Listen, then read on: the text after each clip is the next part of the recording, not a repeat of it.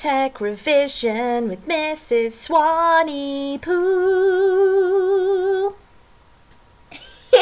Hi everyone, this video is going to focus on the work of designers. So this is in section C of the GCSE spec. So in your revision guide, it's right quite like at the back of the book. And it can seem really overwhelming at first because it looks like you need to know a lot of designers and also a lot of companies, but you don't. You only need to know two. So the ones that we're going to focus on are these ones here on the screen. So Philippe Starck, Marcel Breuer, and the two companies that we're going to focus on are Apple and Dyson. Now, realistically, I reckon you only really need to know one, but it would be a bit foolish if I told you to just stick with one, because imagine if they asked you to compare or contrast two designers that you'd studied or something like that. So in the specification, it does say for you to have a good knowledge about two designers and two companies. So we're going to be looking at the Philippe Starck and Marcel Breuer in this video. So just to give you an idea of what some of their work actually looks like, Philippe Starck, very eye-catching design that he would put together. Some very famous pieces like the Juicy Salif, which is this lemon squeezer here, and the ghost chair. And then we have Marcel Breuer, who's a little bit of a contrast because Philippe Starck kind of liked things to be very eye-catching, cause a conversation, where Marcel Breuer liked things to be very functional and all the aesthetics kind of stripped back, so it was more about the functionality of the product over the style and all of that sort of stuff. So we are going to have a look at these two designers today in a bit more detail, and also have a quick look at a sort of question that you might come across. If you're in my class, you will have seen these questions before, so maybe skip the questions because we've done them in class, but it's just a good refresher to get this stuff back into your head again. So the first thing we're going to talk about is, or the first person we're going to talk about is Marcel Breuer. Now, one of the key things to know about him is that he was very much involved in something called the Bauhaus. So he studied and taught at the Bauhaus, which was a German design school, and it very much believed in function over form. So they didn't like all the decorative bits and bobs. They liked to keep products looking quite simple, very clean, and it was all about how the product functioned. It was very much influenced by the First World War and the changes that brought to society. So lots of new technology and lots of new materials were used during the war. And also things like mass manufacture were brought in a little bit more as well, because things had to be made very, very quickly. So a lot of the materials used for these products, like the chairs that he made, were quite inspired by the war. So Marcel Breuer is really, really known for his iconic chair designs. Some of the ones that you might want to remember, or definitely want to remember, is this one, the Vasily chair. You don't need to know the number B3, but if you do remember, that would be good. But Vasily chair would get you the mark, or the Seska chair. Those are the two that I would try and get into your head. The Seska chair is called a cantilever chair, which basically means that it's supported by this sort of shape like this. It's called a cantilever. The Vasily chair really encapsulates a lot of the features that kind of sum Marcel Breuer up. Things like the emphasis on straight edges and smooth, slim shapes. It has no ornamentation or decoration. So there's no twiddly bits or funky bits on there. It's just pretty much all the shapes. It's simple and functional. This is a really, really big one here. His chairs were inspired by bicycle handlebars. So one day he was, I think he was riding around on his friend's handlebars, you know, when you do that, you know, like perch up on someone's handlebars. And he was inspired by that use of material. So he used a lot of tubular steel in his work. So those are key things for you to remember. Some of his inspirations, the Bauhaus, obviously, his handlebars, the bicycle handlebars, and the use of tubular steel was quite revolutionary at the time. what did he kind of believe in when he was designing, the ethos, his kind of belief behind how he was designing products. This is very, very important here. He wanted to design affordable products for the masses. So he didn't want to design products that would alienate people and things that people couldn't afford. He wanted it to be that people could afford to buy really high quality, functional, stylish furniture, and that was available to everyone.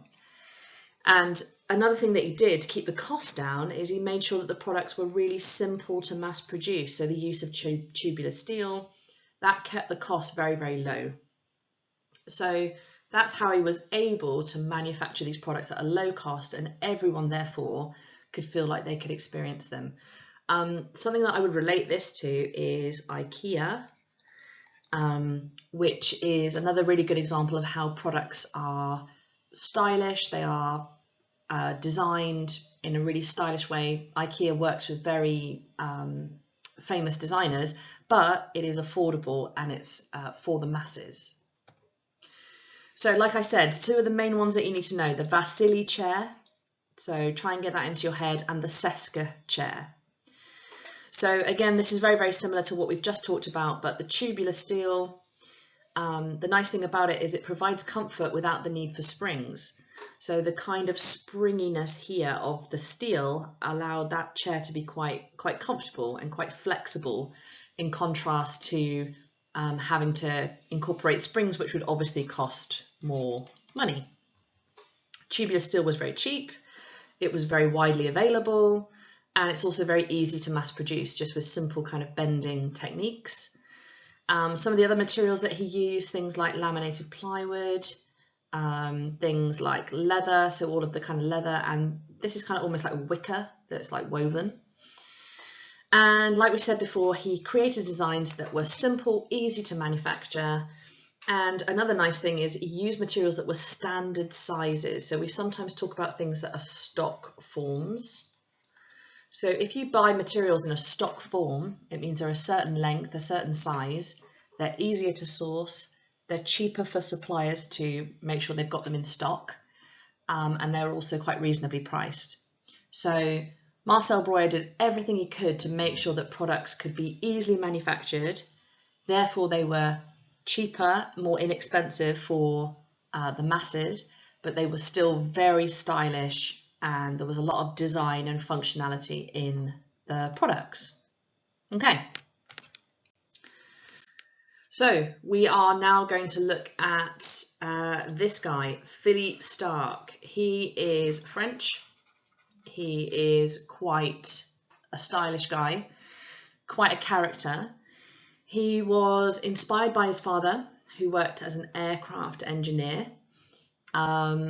And there's a huge range here of other things that he was inspired by. Some of the ones that I would pick out are natural forms, organic and anthropomorphic shapes.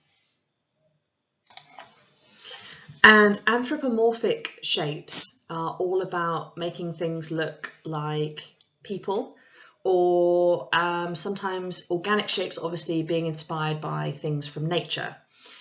Some other really interesting inspirations: American streamlining, making things look very streamlined and kind of futuristic looking, so things like science fiction as well. So there's loads of inspirations there that you could call upon if you were asked to answer a question about Philippe Starck, about where he gets his inspiration from. But definitely natural forms, organic forms, kind of futuristic, science fiction-y looking design as well. So some of his kind of design ethos, the kind of focus of his design, it's always quite playful and light-hearted.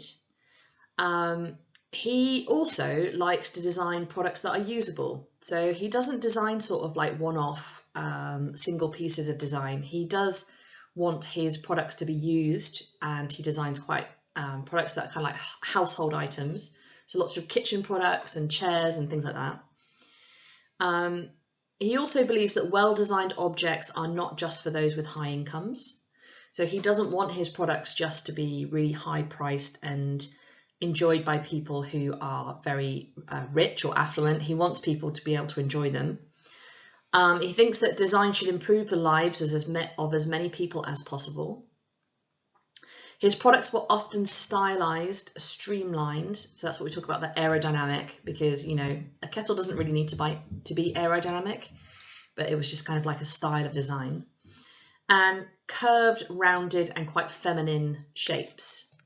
So some of the key products that you need to have an aware of are the Juicy Salif, which is this lemon squeezer here, one of the most famous products that he designed. I absolutely love it.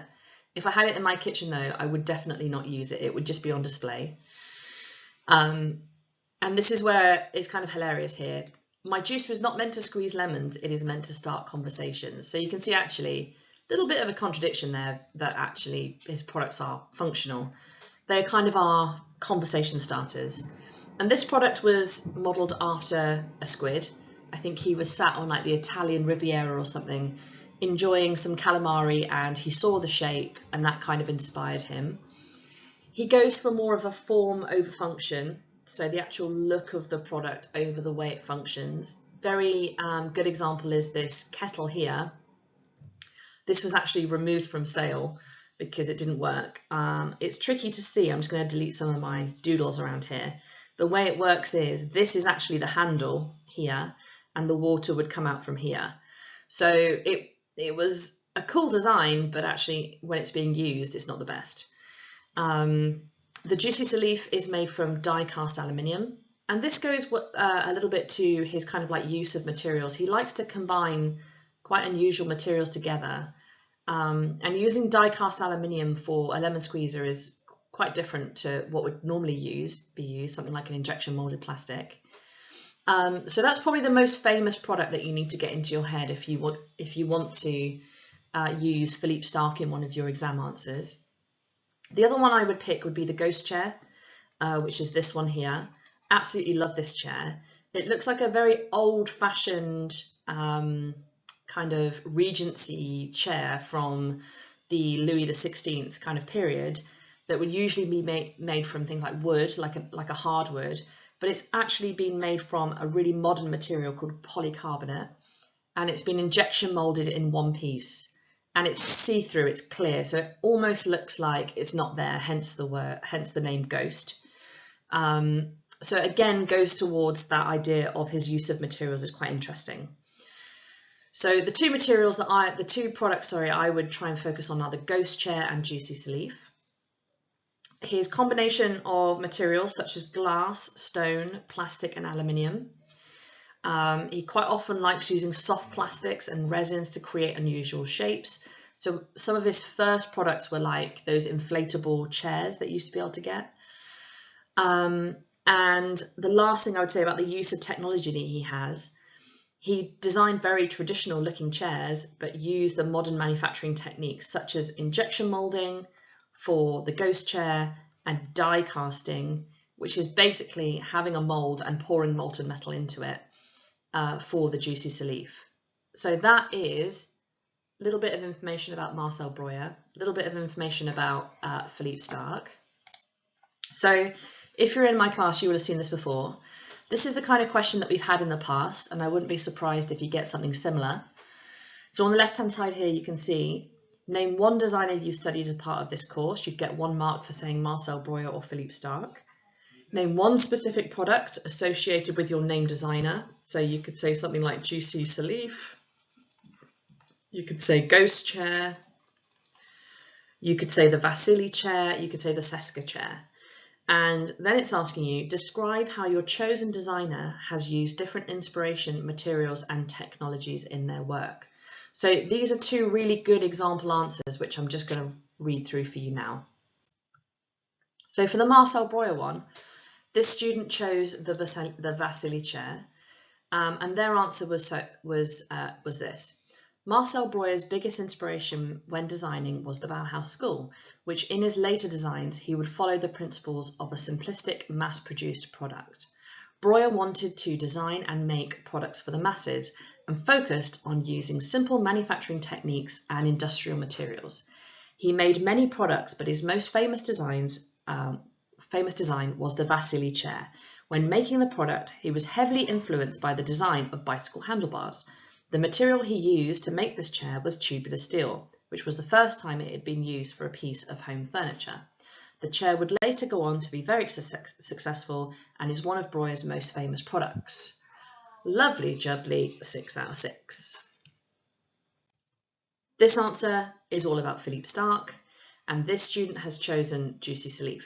This is a really good answer, and you can see where I've highlighted, this would be all areas that you would get marks for. So you can see that this student would potentially get a lot more marks than just the 6 that are up for grabs. So this is the answer.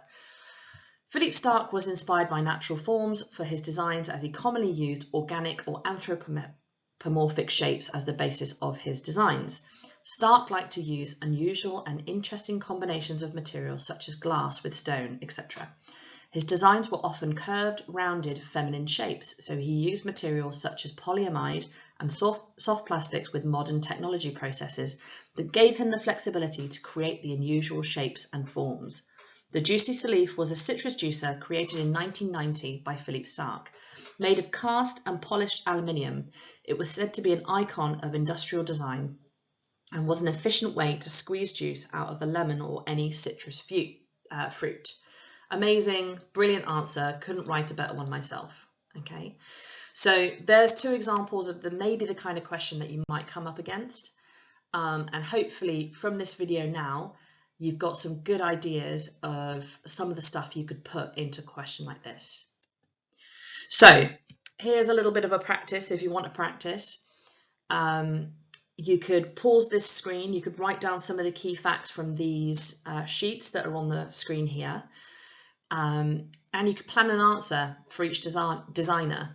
This would be a really good thing to do. So you could have a bit of an intro, you could talk about what their inspiration is, you could say what materials they quite often used in their products, what technology they used, and give some examples of products. That would be a really beneficial thing for you to do if you planned 2 answers to those questions.